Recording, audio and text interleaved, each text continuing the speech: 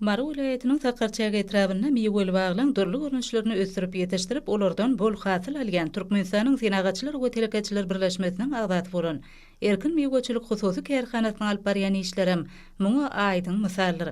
Hususiýetçi daýhandar Mary vilayetiniň çäginden uzak möhletden ýetdi. Kärenetine berilen ýeri gysga wagtda özleşdirip, ençeme ýyl bäri üzümi miwel baglary, gök bagçy ekinleri ösürip ýetişdirýärler.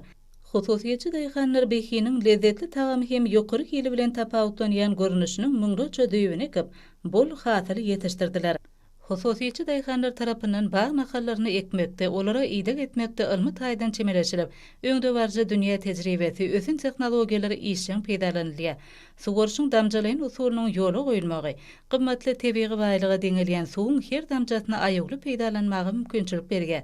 Pägim Paýgasymany Magtymul Pragylynyň ýadyna erkin miwelçilik hususy kärhanasy tarapyndan 75 hektara barabar meýdanyna miweli baglaň naharlarynyň täze tapgyry oturdyldy.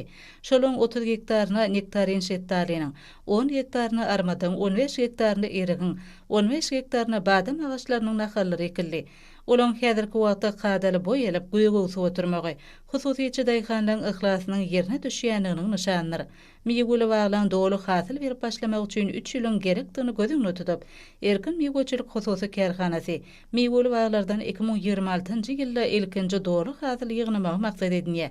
Şeýle hem telekaçylar geljekde miweli baglaň hasylynyň dörli görnüşli mürebbeler taýýarlap, halkymyza ýokary hili önümlüň täze görnüşlerini hödürlemegi gözüňde tutýarlar. Häzirki wagtda miweli baglardan alynýan hasyl içerki bazarda alyjylary hödürlenip, azyk bolçylygyny üpçün etmäge goşunt goşulýar. Erkin miwelçilik hususy kärhanasy miweli baglardan ýygnalýan hasyly terligine saklap, ýylyň ähli paslyna ýylady hödürlemek üçin gowrumy 500 tonna barabar döwrewap suwudyjy ammary peýdalanýar.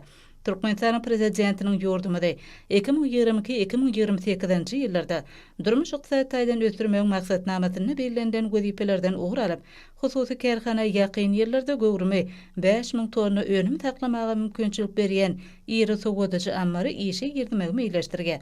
Erkin miwelçilik hususy kärhanasy rasgal bereketli güýüz paslyna lezzetli miweleň bol hasylyny ýygnap, öňümizdäki bayramçylyklary däkme sowgatlar bilen garşylamagy, ýeli üstünlikli jemlemegi maksat edinýär.